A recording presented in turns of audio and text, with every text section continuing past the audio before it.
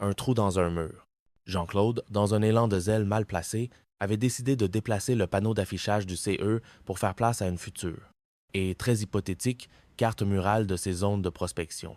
En retirant le panneau, il avait arraché un morceau de plâtre de la taille d'une belle pêche. « J'ai mis de l'enduit pour boucher le trou », annonça fièrement Jean-Claude comme s'il venait de restaurer la chapelle Sixtine. « De la peinture, il faut que ça sèche. »« Le panneau, il sera devant, on s'en fout du trou. » L'insulte était double. Non seulement Hervé s'appropriait le projet, mais il proposait de le financer avec le budget du comité d'entreprise, son fief, son royaume. C'était un coup d'État à l'échelle d'un local à bicyclette. « Qu'est-ce que c'est, ce garage à vélo? » demanda Philippe. Un collègue dont la principale fonction semblait être de poser des questions qui rallongeaient les conversations inutiles. « C'est vrai qu'il a l'air en forme, » lança Hervé, d'un ton qui suggérait tout le contraire. Le il en question était M. Labarthe, le responsable des services généraux. Un homme dont la forme physique n'avait absolument aucun rapport avec le débat en cours. Mais Hervé aimait commencer ses offensives par des chemins de traverse. Et, dans la foulée, tu pourrais peu lui parler de ce garage à vélo. C'est celui qu'on doit mettre dans le parking souterrain. Hervé ignora Philippe et fixa Jean-Claude avec un sourire qui n'atteignit pas ses yeux. Ce garage à vélo. Vous savez ce qu'on va faire, monsieur Labarthe? On va acheter un nouveau garage à vélo. On va l'installer dans le parking. Jean-Claude sentit une veine palpiter sur sa tempe. Le garage à vélo. Son projet. Son idée. Il avait passé une soirée entière à dessiner un croquis sur une nappe en papier. Un chef-d'œuvre de simplicité et d'efficacité qui avait été superbement ignoré par la direction. Chapitre 1. Le garage à vélos, ou la genèse d'un conflit inutile. Le Roman s'ouvre un Medjez Res, au cœur d'une tempête dans une tasse de café. Le sujet de cette tempête? Un garage à vélo. Non pas un garage existant, mais un projet de garage. Une idée flottante qui a réussi à catalyser toute l'animosité latente de l'étage. Jean-Claude Convenant, commercial dont la posture légèrement bombée, trahissait un besoin constant de compenser une confiance en soi inversement proportionnelle à sa verve, tenait le crachoir. Ses mains, plus habituées à ponctuer des arguments de vente douteux qu'à des travaux manuels, dessinaient dans l'air les plans d'une installation imaginaire. Face à lui, Hervé Dumont, délégué syndical et acheteur, arborait son expression par défaut. Un affaissement généralisé, comme si la gravité terrestre exerçait sur ses seules épaules une pression triple à la normale. Camera Café. Le Roman. Partie I. La routine extraordinaire. Cette première partie plonge le lecteur dans l'écosystème dysfonctionnel de l'entreprise, un microcosme où le quotidien le plus banal est systématiquement magnifié en un drame monumental. Le plan était simple, illégal et voué à l'échec. Mais dans le brouillard de la guerre économique, Hervé se sentait investi d'une mission sacrée. Il n'était plus un simple responsable des achats.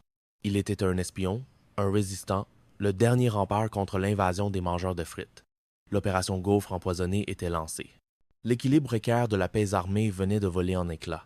La vraie guerre commençait. La machine à café n'est pas un simple distributeur de boissons chaudes, c'est le point d'eau autour duquel la fonte de bureau se rassemble, l'agora où se débattent les grandes questions existentielles, comme l'emplacement d'un panneau d'affichage, et le confessionnal où les âmes tourmentées viennent déverser leurs angoisses les plus triviales.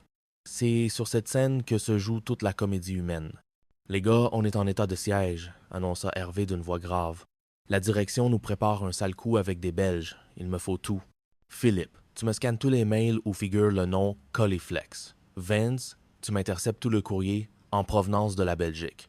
On va monter un dossier. On va les tenir par les... Comment on dit pour les femmes?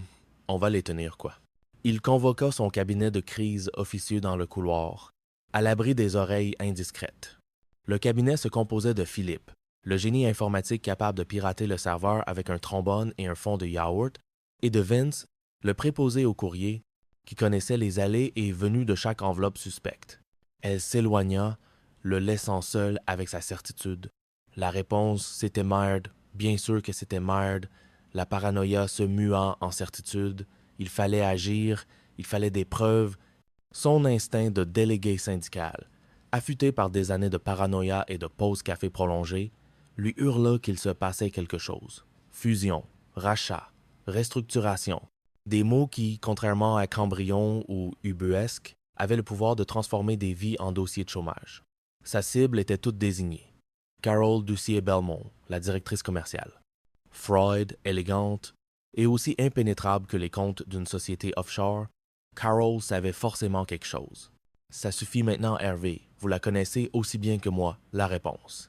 Commencez par guérir, rétorqua-t-elle sans même un frémissement de ses lèvres parfaitement dessinées. Je vous pose une dernière fois la question. Y a-t-il fusion? Oui ou merde? Chapitre 4. La rumeur belge. Hervé Dumont se voyait comme le système nerveux central de l'entreprise. Rien ne lui échappait. Il était, selon ses propres termes, le radar. Tandis que JC se lançait dans sa quête lexicographique absurde, Hervé captait des ondes plus inquiétantes. Des fragments de conversation près de la photocopieuse, un nom étranger prononcé à voix basse dans l'ascenseur. Le nom revenait sans cesse. Coliflex, une boîte belge. Il l'intercepta près de la machine à café, adoptant son air le plus conspirateur. Alors, Carole, que j'aurais rien à me dire, j'ai capté quelques rumeurs. Une fusion. Coliflex. En tant que délégué syndical, quand il y a fusion, on laisse des gens sur le carreau. Faut mieux prévenir que guérir. Et moi, ici, on m'appelle le Predner. Carol leva vers lui un regard qui aurait pu congeler du magma. Et vous n'êtes pas au marketing, en quoi ça vous regarde?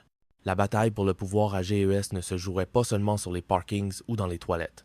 Elle se jouerait aussi sur le terrain miné du vocabulaire, un mot à la fois. Puis, se tournant vers la machine à café comme pour prendre l'univers à témoin, il déclara solennellement « C'est décidé. Chaque semaine, je prends une lettre. Dans 25 semaines, il rentre un autre homme dans la famille Jean-Claude. Bon, le cul, je le saute. J'ai fait le tour. » Le mot resta suspendu dans l'air, chargé de tout le poids de la hiérarchie sociale et intellectuelle. JC était KO, humilié par un mot qu'il ne comprenait même pas. Piqué au vif, une résolution de fer naquit dans son esprit. Si le langage était une arme, alors il allait s'armer. « Excusez-moi, j'oubliais à qui je m'adressais, » soupira Jean-Guy avec un mépris théâtral. « J'utilise des mots de plus de 2 syllabes. Votre prose, convenant, est complètement ubuesque. » « Sylvain, dictionnaire, ubuesque, ordonna-t-il. Sa victoire fut de courte durée. La porte du bureau de la direction s'ouvrit et Jean-Guy Lecointre, le directeur des ressources humaines, apparut. Jean-Guy était un homme qui maniait le verbe comme une arme de destruction massive, un despote éclairé par sa propre suffisance. « Jean-Claude, dit-il d'une voix soyeuse et menaçante, j'ai lu votre dernier compte-rendu, une vacuité absolue. Vous maniez barbarisme et néologisme avec un manque de vergogne confondant. JC, encore sous le choc du Cambrion, ne comprit pas un traître mot. Qui ça? Alors, on fait moins les malins, là, hein? Jubila-t-il, un rare sourire étirant ses lèvres fines. Comment je vais la surprendre, ma mère? Oh, Scrabble! Elle en connaît, des mots nouveaux, mais celui-là. Pourtant, un doute s'installa.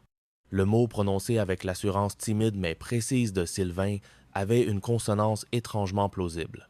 Poussé par une curiosité soudaine, Hervé alla chercher le dictionnaire poussiéreux qui servait de cale à une armoire. Il feuilleta les pages, son doigt parcourant la colonne des C, et puis il le vit. Un silence de cathédrale s'abattit sur l'espace détente. Jean-Claude avait l'air d'un homme qui venait de découvrir que la Terre était ronde. Sylvain, lui, savourait. C'était une victoire modeste, mais une victoire tout de même. Une victoire du savoir sur la grande gueule, de la précision sur l'ignorance. Cambrion, lut-il à voix haute, incrédule. Nom masculin, pièce de métal ou de bois cambré, unissant le talon à la semelle d'une chaussure. Non, c'est une pièce de métal dans la chaussure, tenta d'expliquer Sylvain, mais il fut couvert par les rires gras des 2 compères. C'est du verlan, ajouta Hervé, ravi de trouver une cible plus faible pour oublier sa psychose herpétique. Chapitre 3. Un mot peut en cacher un autre. La vie à GES était une succession de petites humiliations, et personne ne le savait mieux que Sylvain Müller. Comptable méticuleux, socialement aussi à l'aise qu'un pingouin dans le Sahara, Sylvain était le souffre-douleur désigné du tandem JC-Hervé. Ce matin-là, cependant, le destin lui offrit une chance inespérée de revanche. « Le quoi? Le Cambrion? Tu me connais pas? Là, toi? » lança JC. « Je ne parle pas couramment le convenant. » La peur de l'herpès n'était rien comparée à la peur du jugement de ses pairs. Dans ce monde déshumanisé, le corps était le dernier bastion de l'identité, et le sien venait d'être envahi, profané par la salive de son ennemi juré. Le panneau d'affichage fut instantanément oublié. Une nouvelle guerre, plus intime et plus terrifiante, venait de commencer. La guerre contre le babouin qui menaçait de s'épanouir sur son visage. JC et